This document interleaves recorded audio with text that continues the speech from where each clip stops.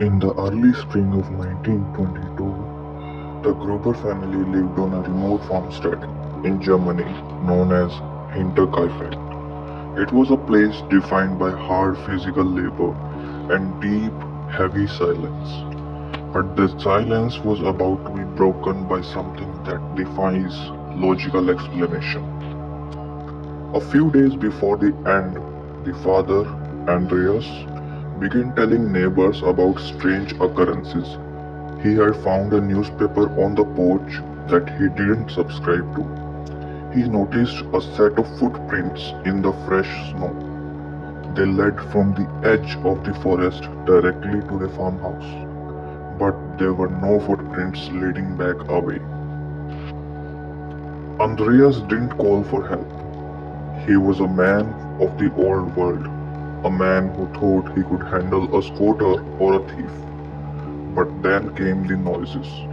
At night, as the family lay in their beds, they heard footsteps in the attic, clear, heavy thuds, pacing back and forth above their heads. He searched the house, he searched the barn, he found nothing. No one was there, yet the feeling of being watched, of an unseen presence occupying the same walls, remained.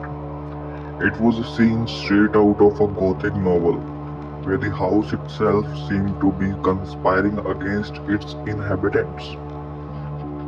On the night of 31st March, the horror shifted from the unseen to the visceral. One by one, the family members, Andreas, his wife, their daughter, and even the young grandchildren, were lured into the barn. They were slaughtered with a mattock, a heavy pickaxe-like tool. The killer was efficient. The family, perhaps dulled by a lifetime of exhaustion, likely never saw the face of their executioner in the dark. The newest member of the household, a maid who had arrived only hours before, was murdered in her bed.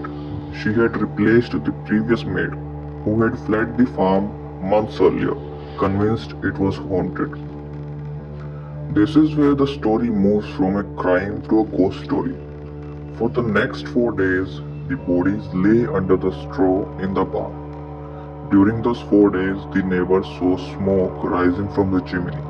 They saw lights moving in the windows at night.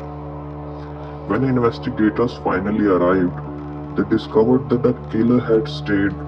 They had made themselves at home in a house filled with corpses. They had eaten the family's food, rested in their beds, and, most disturbingly, they had fed the cattle and tended to the farm chores.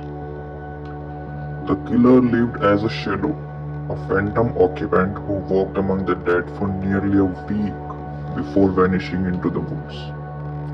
The police eventually focused on a neighbor, but with no evidence and the trail long cold, the case was never closed.